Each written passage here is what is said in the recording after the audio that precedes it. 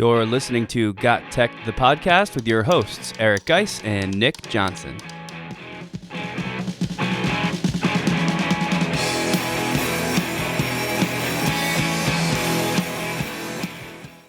Welcome back to GotTechED the Podcast. This is episode 100 called Milestone Celebration with 12 Days of EdTech. In this very special 100th episode of GotTechED the Podcast, we'll reflect on our journey as educators, tech coaches, most of all podcasters and presenters. We'll also kick off the 12 Days of EdTech by introducing each video in this upcoming web series. This is another episode you don't want to miss. Check it out.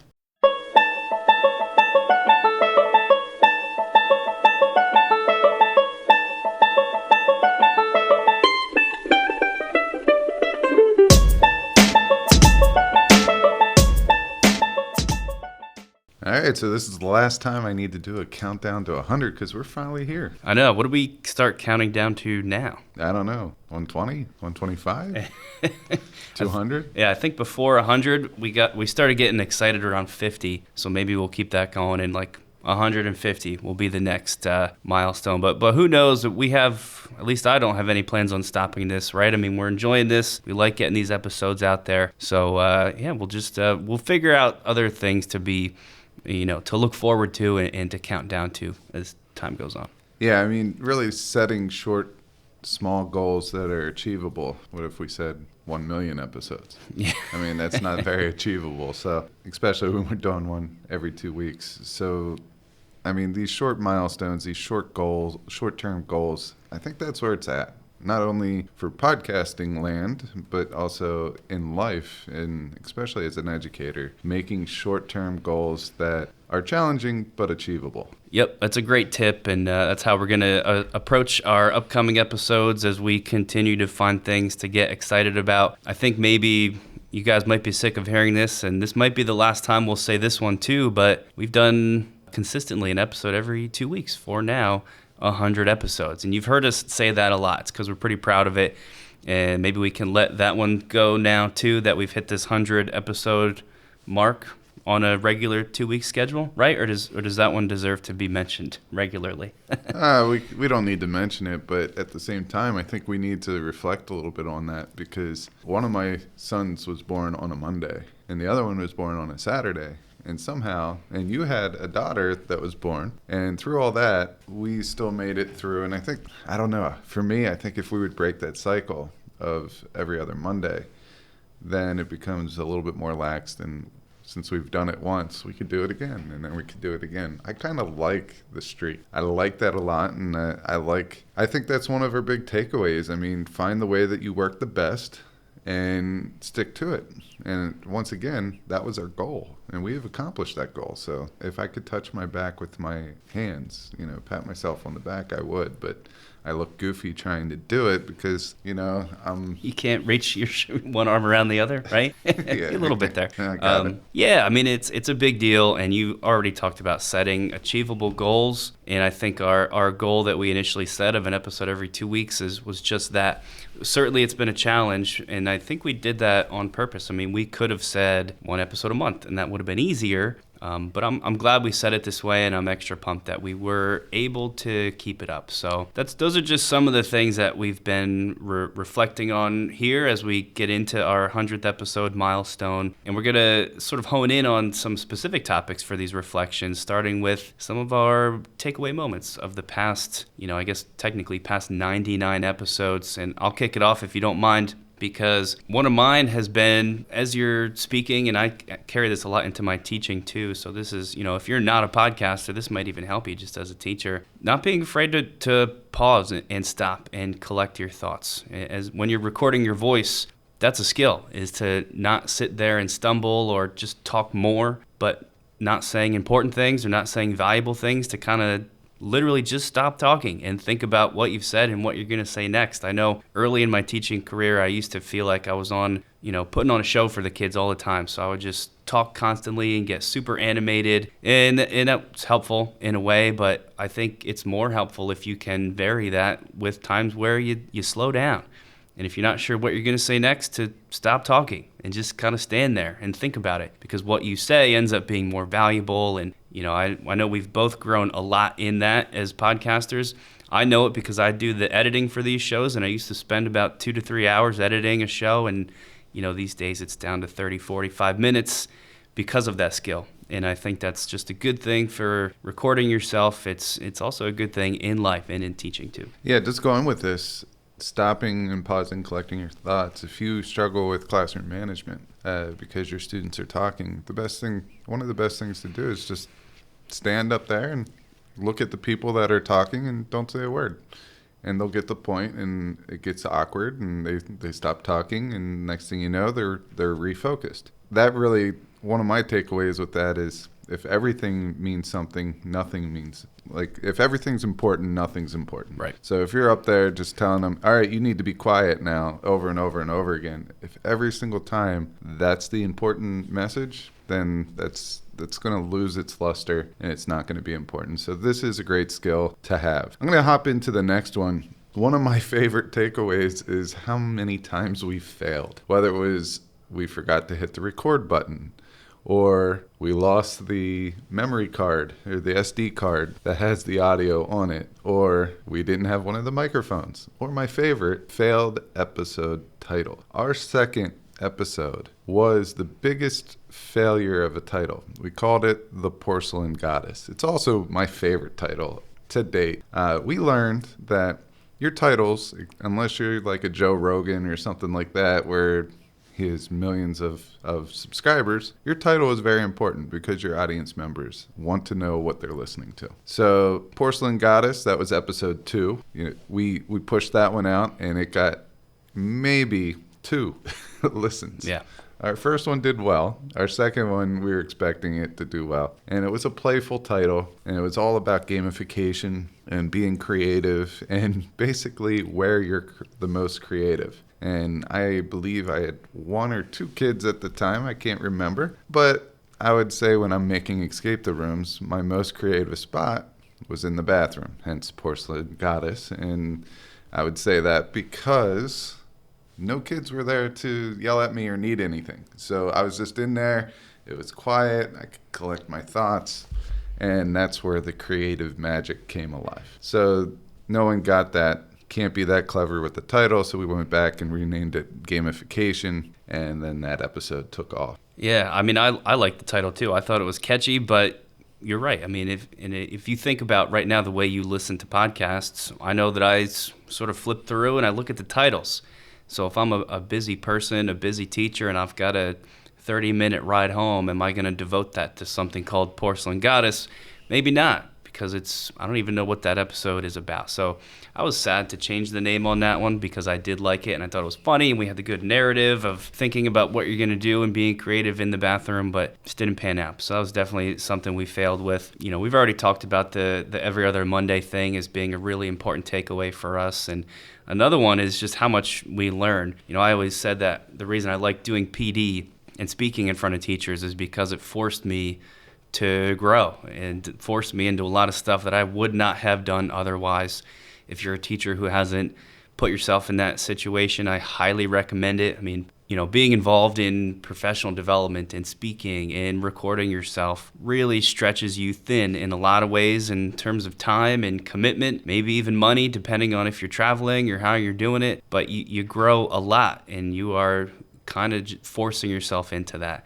So, I mean, I could list 100 different things that I do now as a teacher that I would not be doing if it was not for this show. Yeah, and I agree with that. And this is where I'd like to point out, I use a scientific term here, punctuated equilibrium. But punctuated equilibrium is when you have certain periods of a lot of growth and then you have stabilization. So if you don't challenge yourself as a teacher, and if your students don't challenge themselves as students, you're going to be on this period of very little growth for a long period of time. When you make yourself uncomfortable and you have to figure out how to get back to comfortable, that is when you experience the most growth. So this podcast has done just that. Public speaking, I've always challenged myself to do it. I never really liked it, but guess what? Through this podcast, I've learned to really like it because it's not about how well I speak, even though it is partially.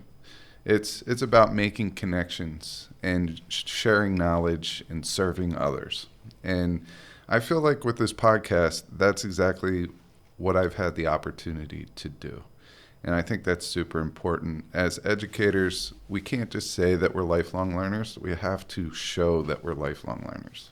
Yeah, I mean, that really sums it up, and I think maybe puts a cap on these takeaway moments. We did have one more that we wanted to mention, but I'll use it to segue into some of the next stuff we wanted to share with you guys, and that is that the podcast really has, it's let us, we've met a ton of new people through getting guests on the show, and then all of a sudden that guest is a friend or a colleague now, and you carry that relationship forward. And that's sort of the next thing we were going to get into is just memorable segments. And as we were going through those memorable segments, we realized that a lot of those were guests. And now I speak for myself here, you can jump in.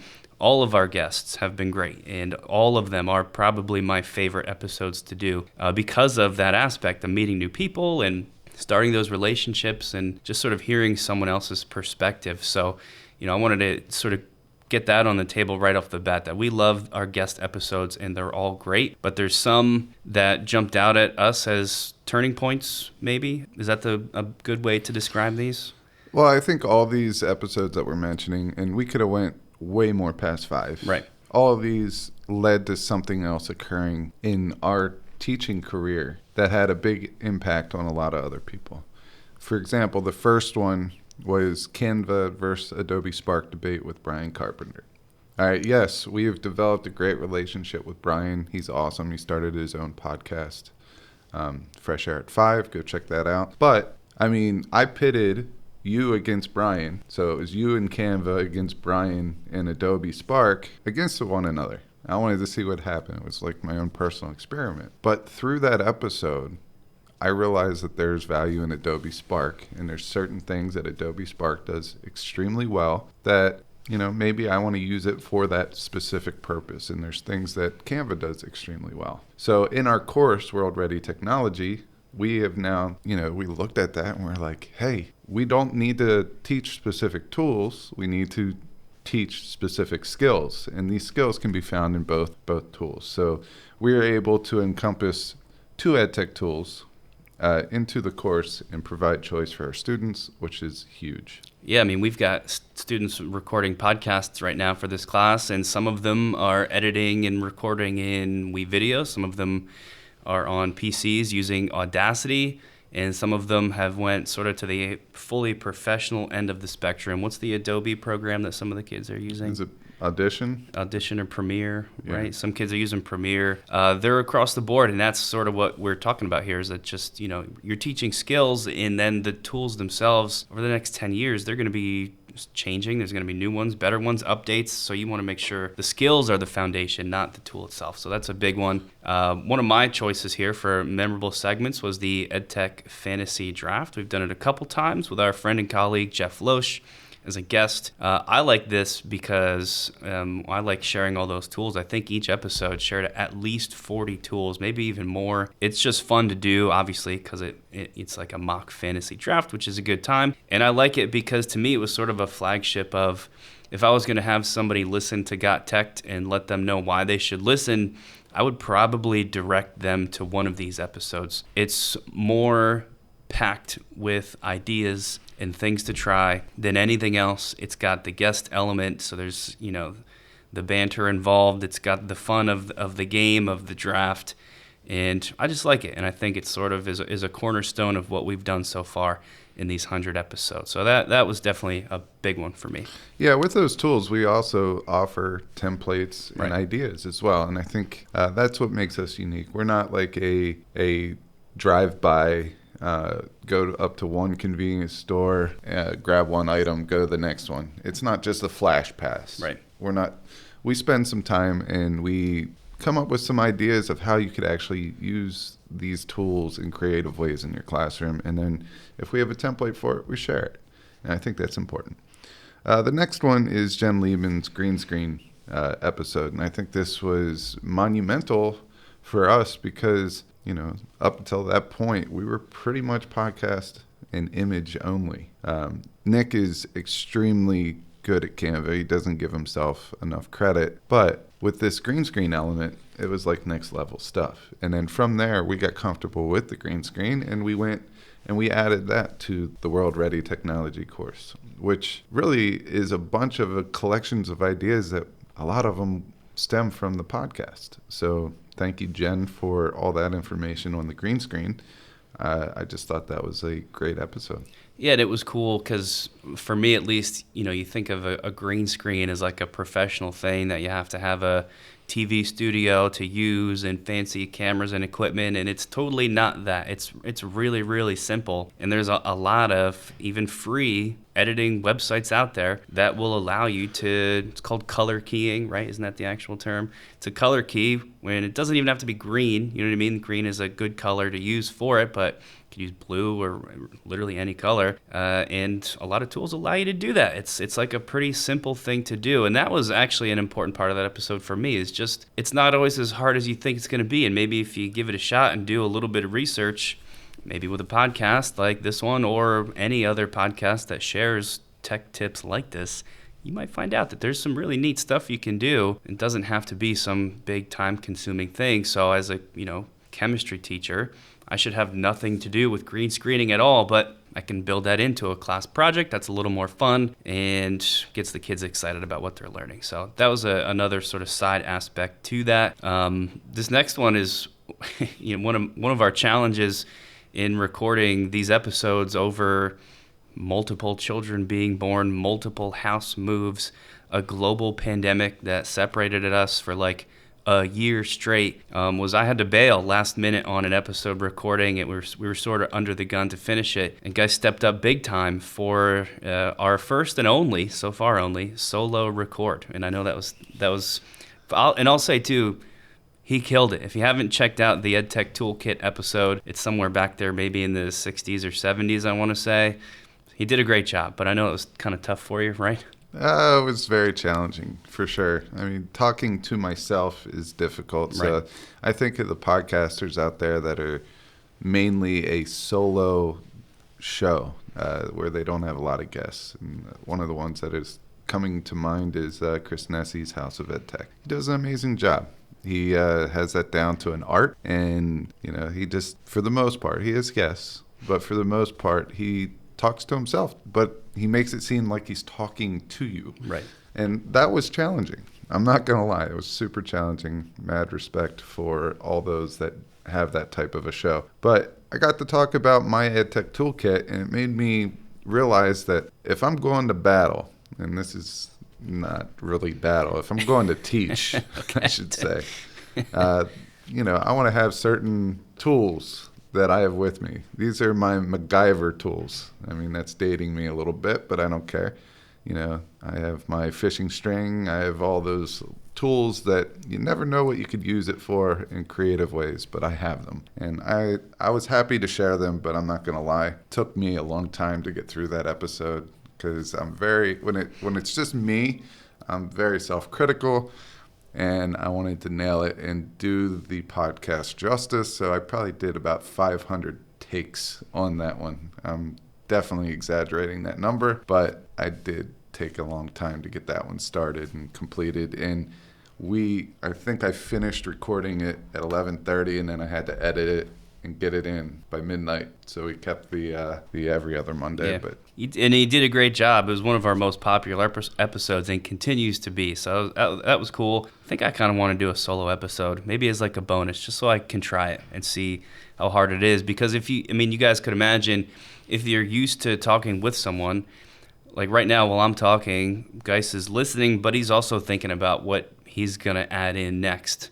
Or if I, lose my train of thought, he's probably lining up something to start with. You know what I mean? So we keep the flow going. If it's just you got to be doing all that the whole time while you're speaking. And, I'm sure that's a skill too that you could grow with. But if you're just kind of thrown into it, it's a tough thing to do. So that was awesome. Maybe I'll give it a shot in the upcoming 100 episodes. Who knows? And our last one, maybe the biggest one, is a specific episode, I believe 21. We talked about a lot of things in episode 21, but one of the key ones was a framework called UDL, the Universal Design for Learning, and we had an expert guest that show named Kyle Nemes.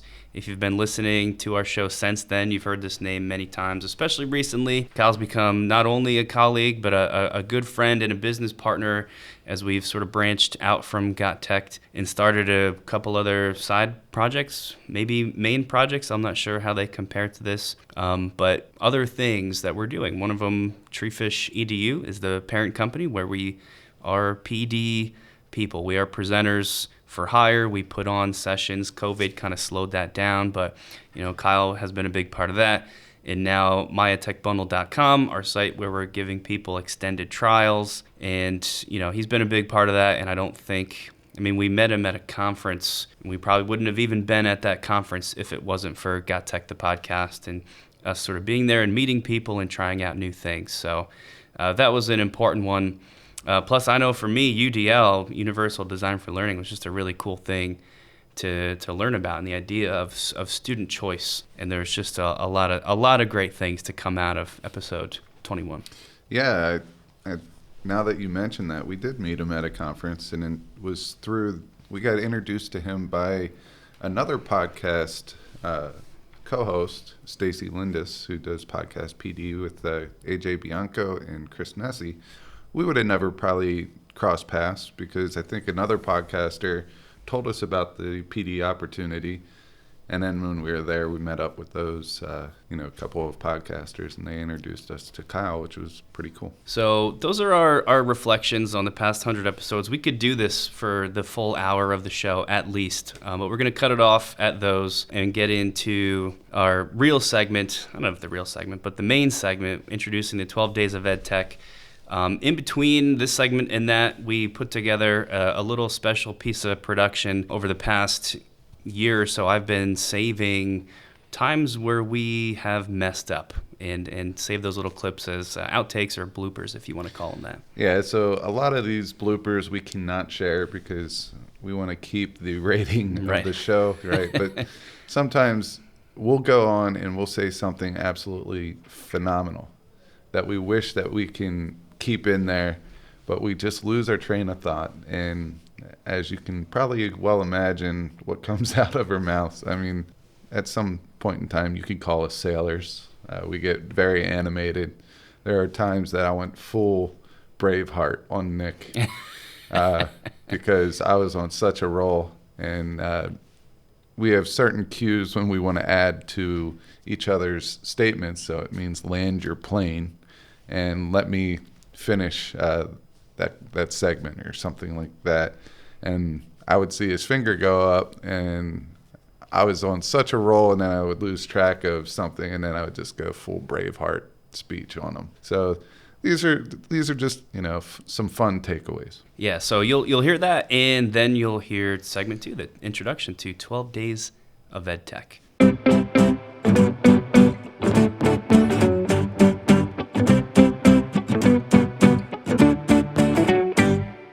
So today's teacher question of the day is a very interesting one. Somebody submitted a question asking about the difference between something. Stop this. Whatever adjective that you want to put in there, EdTech apps, and we're going to go at it. So this is going to be a good one. I mean, last time I we'll restart. All right. Because I didn't know where. Pew, pew, pew, pew, pew. Waiting to start. You ready to start? I'll start it. I don't know what we're talking about though. Until next time, you can visit us at our webpage at WeGotTech.com. Welcome back to GotTechED the Podcast. This is episode 35 called... Wait, what is this called? Remember, Nick and I are sharing... chillin' like a villain. All right, it's time for our tech question of the day, the teacher tech question of the day. And blah, blah, blah, blah, blah, blah, blah.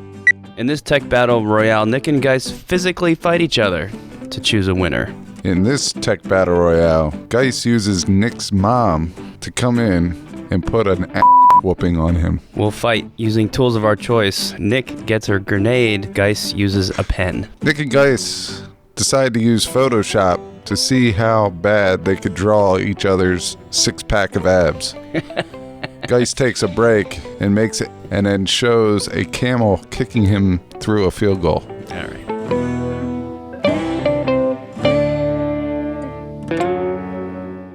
And with that, let's get started with the 12 Days of EdTech. The idea here, you came up with this. I love the idea. I'll maybe explain it to people and you can fill in the gaps. Is every day we're going to feature or release a different video, the totaling 12 of these things, starting December 7th, the day after this episode being released, Monday, December 6th.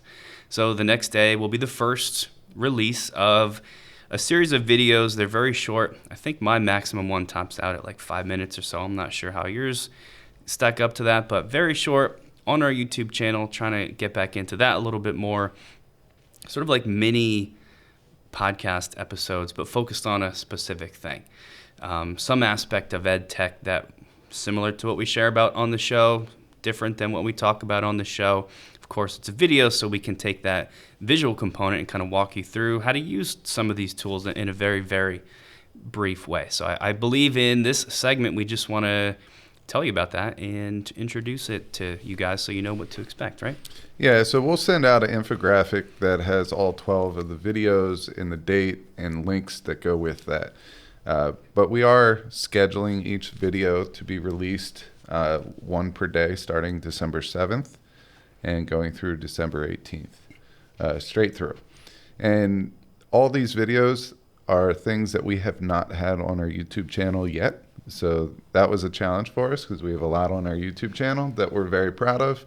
But we're hoping to get a little bit more interaction with our YouTube channel, and the way that you do that is by producing quality content that people want to know about. And I think we've successfully done that. If you go on and you take a look at any of these videos, we'll post them on Twitter as well. If you interact with us on these videos and kind of tell us how you use a tool that we talk about or how you took something that we talked about in the video and you tag us on Twitter, we'll reach out and we'll send you some GotTechED swag. Just as a thank you for supporting us and for contributing and continuing the conversation on social media, because that helps us continually grow. And we're just very happy to have these connections. Yeah, and then, side note to that is you can always reach out to us on Twitter about any of our content. That's videos, episodes, freebie giveaways on GotTech.com. And if you tell us that you used it and that you like it, and if you share it, we'll probably send you something anyway. We've got tons of stickers and T-shirts and hats and all kinds of junk that we send to people for doing that because we appreciate it so much. So anytime you want to do that, please feel free. And let me kick it off with our first video to be released, which is going to be mine, I believe. It's called 5 Ways to Make Canva Images Pop. We've mentioned it once already or in our first segment. There's lots of great graphic design tools out there, right? Adobe Spark, Visme, Canva is just another one. It's my personal favorite because I think it's the easiest. You could hear a different opinion if you go back to that Brian Carpenter episode because he says Adobe Spark is actually easier, but that can be up to you. I will jump in and mention that Brian was just on a Saturday roundtable with Tim Cavey, who's the host of Teachers on Fire.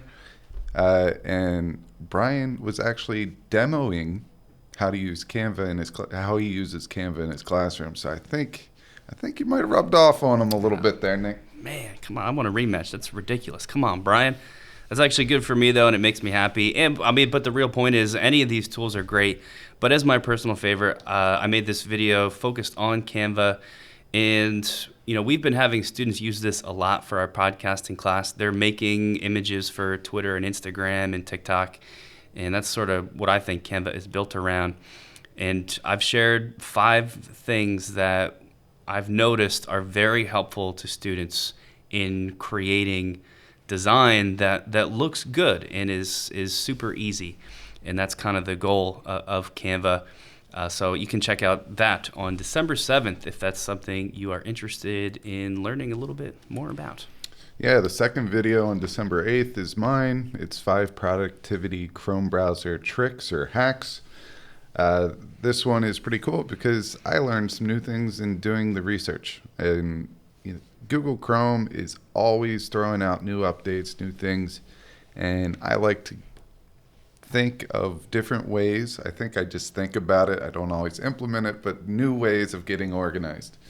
Mr. No Tab over here in zero emails inbox, he's organized enough. Me, I am not really organized at all. But that is a way of being organized. I will say that. And that's fantastic. So I'm going to go over 3 different ways to stay organized. I'm going to go over 2 different search options as well. 2 search shortcuts, which I didn't know were a thing, but I'm very happy that I found out about it. So that is December 8th. Yeah, I love the productivity tips and, even just things like keyboard shortcuts. You're really good with that stuff. I'm trying to get better at it because they really do make a huge difference. As Geis was sharing that, I just spun around my Gmail inbox to show him that there are a total of two emails in my inbox today. Yesterday, I actually got it down to 0, which is rare. A net 0 inbox is tough to accomplish, but I did it. It lasted for all of 5 minutes, so I'm pretty pumped on that. See, he turned the screen to me very, very quickly, and I didn't see anything. And I was like, yeah, I just said that. I expect 0 out of you. So that's going to be a great one. The next one on December 9th is one of mine. It's called 4 Tips for Better Screencasting. I was recently helping a teacher get into the world of screencasting, which of course is recording a video of your screen and whatever's happening on it while you narrate. And if you do a lot of this, it's easy to forget that it's a skill. And when you're new to screencasting, it can be a little nerve-wracking because that you hit that record button and you feel like the pressure's on. And there's actually lots of stuff that can go into it to make it better. Screencasting is very easy, but like I said, there's a lot to learn. So this video will feature 4 things that I have seen that can very simply make your screencasts better. And a lot of this is geared towards a teacher making a screencast to be shared with students and things that are going to help your students learn better. One of them being to turn that webcam on, right? Because your kids they like to see you. They want to know who you are. And even if you are putting it up on YouTube for the general population, I think just people like to see the face of whoever's talking. So, that's just one of them, and you'll find that with 3 others about how to make your screencasts better. On December 10th, that will be my second video, which is 5 EdTech tools to promote teacher creativity. This is a collection of gems. I'm not going to lie, this is one of my favorite videos that I do out of the 12 days. I have bought into the idea of creativity driving the classroom for a long time now, and these tools are must check outs. You don't need to use them all, but I would definitely check them out. December 11th is a promotional video, kind of, but we really do believe in this tool as something that can help teachers out. It features our website, our company called myedtechbundle.com. I talked about it a little bit earlier in this episode. If you haven't heard me talk about it before, it's a website that we made that you can go to if you're a teacher who wants to try, let's just say, Pear Deck, Explain Everything, and Kami, because those are 3 really great tools. Maybe your district isn't paying for you to have those tools. So if you want to use them, and if you want to use the premium subscription, you're going to have to pay. And sometimes you have to pay a decent amount for these things. It's a monthly service that can add up over time. Well, if you go to myedtechbundle.com, you can buy a bunch of tools all at once. That's the idea of bundling. The more you buy, the greater the discount is going to be. And the savings that you get from purchasing these subscriptions through our website is significant. And we just think it's a great way for people to try things, figure out what works, figure out what they like, figure out what's worth spending money on, because you get to try them with us and before you commit to those longer subscriptions. And I feel like giving something away. Can we do that? Yeah, man, let's make it happen. All right, so going with myedtechbundle.com, we will post in our show notes a code that will allow you to go onto myedtechbundle.com and choose 3 tools for free. And this code will be good for the rest of December. So once 2021 is over, that code will be no longer valid. So make sure that you go over to My EdTech Bundle, select 3 tools, and enter the promo code 12, the number 12, Days of EdTech, all lowercase and squished together, no spaces. So 12 Days of EdTech, all squished together, no spaces. The number 12 and Days of EdTech. Claim your 3 free tools in December. There you go. That's a big one. I mean, normally those 3 tools, I believe, would cost $5. You go there with that code, you get them completely for free. So we're talking about some of the most popular EdTech tools out there that you can just try, with that code for free. So that's pretty exciting. Thanks for sharing that. Yeah, those are extended trials that you would get on top. So it's on top of what you would normally get for free. It's an extended trial. And if you hop over there now, anytime, I believe Pear Deck is always free. An extended trial for Pear Deck. So if you want to try that, go over there. It's only for new users to Pear Deck. Go over there, try the extended trial of Pear Deck, and use the code 12 Days of EdTech to get your extended trial. Day 6 of the 12 Days of EdTech, December 12th, I will have a video on how to create a live leaderboard. So you can embed this leaderboard. It looks awesome into your Google site or any other website that you want. And leaderboards is part of gamification. It's a gamification element. And this is something that drives students to want to do more for you. It allows them to put in extra effort.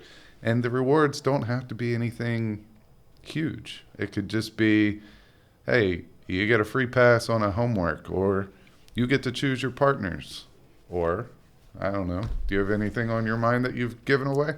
I try and sometimes lighten the load on work quantity. If a student can show me that they really understand something, maybe you don't have to do as much as the other students that might need that extra practice. So sometimes my giveaways are less assigned work. So that's going to be December 12th, day 6, live leaderboards. Check it out. That's a great one, too, because I believe, I could be wrong about this, but the website that offers up this live leaderboard is one of my favorites out there. So definitely check that out. December 13th will be top websites for fonts and icons. That's mine. I believe I found 4 selections here, 4 different websites that you can go to for new and creative fonts and icons. So I always give the example of, let's say you're a bio teacher starting a unit on DNA, and you sort of want to connect all of your materials in that unit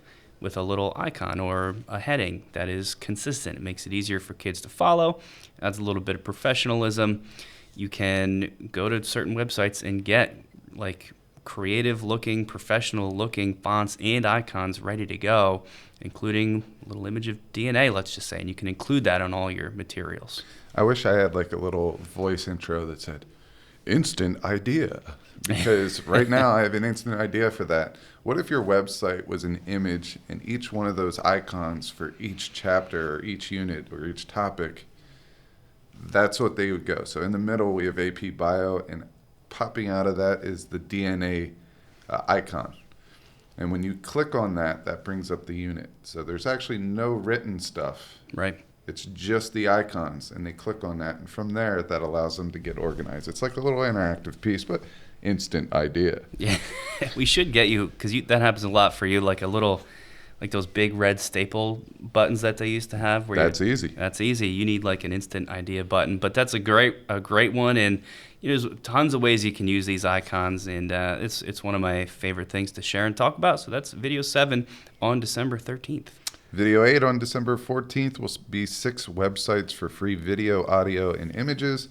Like I said before, we're big into content creation. Sometimes we need these stock-free, royalty-free, Creative Commons images, audio, and video for our students to use in their projects. I'm going to give you my favorite top 6 websites for this. Number 9 on December 15th, 4 ways to help students be content creators. It's something we talk about a lot. In this video, we'll go through 4 specific. Now, this one's a little bit different. It's 4 ideas, so I'll actually walk you through.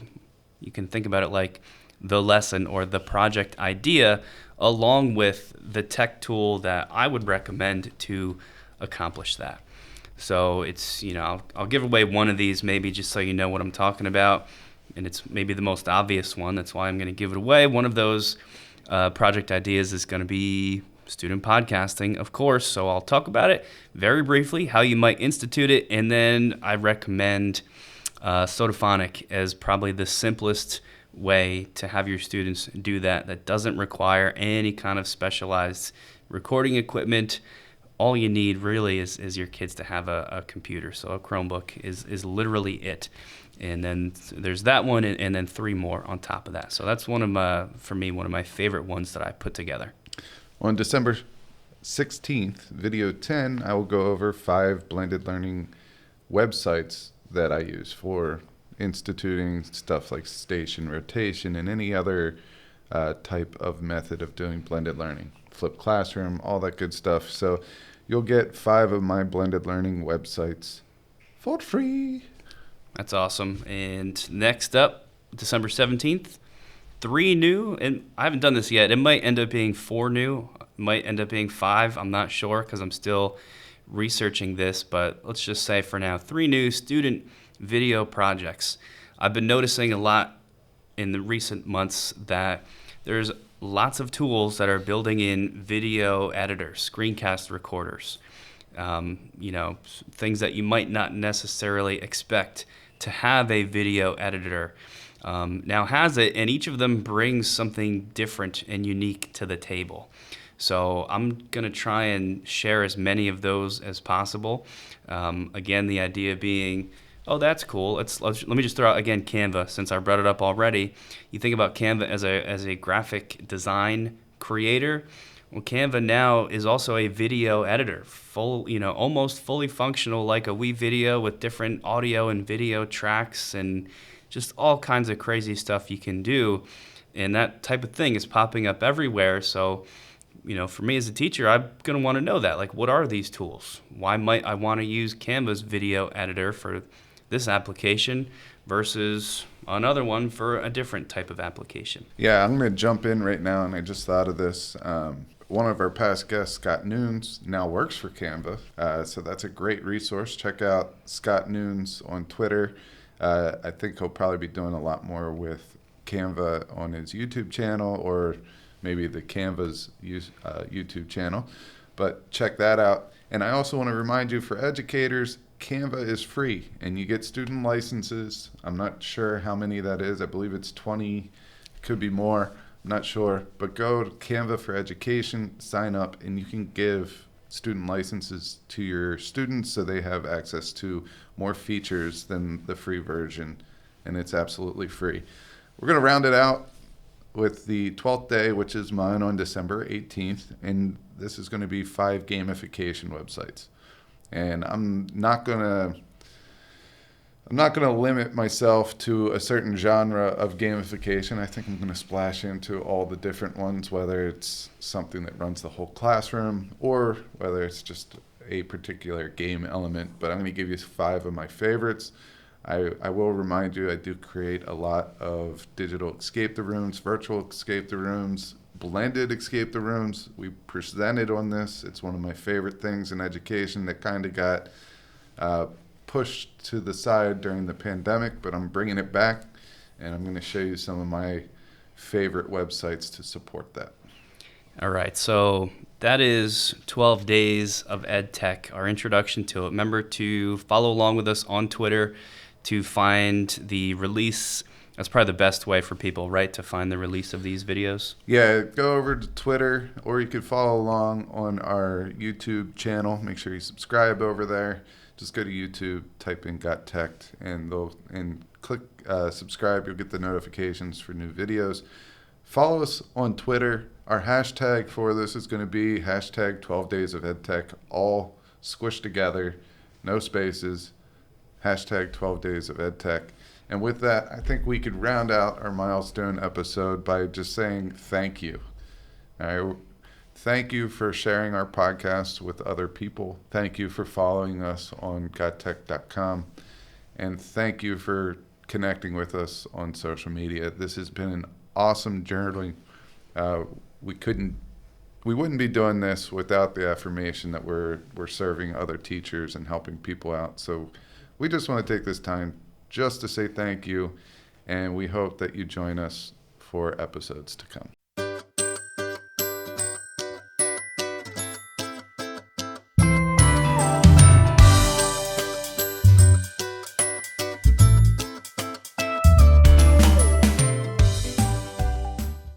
Yeah, man, that's great. I'm glad you thought to say that. Thank you to our small but passionate listener base, and we hope to keep growing with you guys. And like Geis just said, it is the reason that we are here. So we look forward to hopefully 100 more episodes where we can keep this up. I'll close the episode the same way we always do by asking you guys to, keep doing us 3 favors, and that would be subscribing, get on Apple Podcasts and follow along there, Spotify if that's your thing, Google Podcasts, Stitcher, as well as pretty much any other place you can think of, like YouTube, Twitter, and the rest. If you really want to help out, you could write us an Apple Podcast review. That's really great and significantly aids the show in growing, because when people search us out, they can see those reviews. And that includes if you've got some constructive criticism you want to share too. We welcome everything. Throw it out there. And lastly, maybe most importantly, tell your friends, tell your colleagues about GotTech. There's a lot of teachers out there who don't know the value. Maybe they don't even know that there are education-themed podcasts that can help their craft. And you want to tell them about it. And if you're telling them about it, why not tell them about GotTechED.com? Thanks for listening.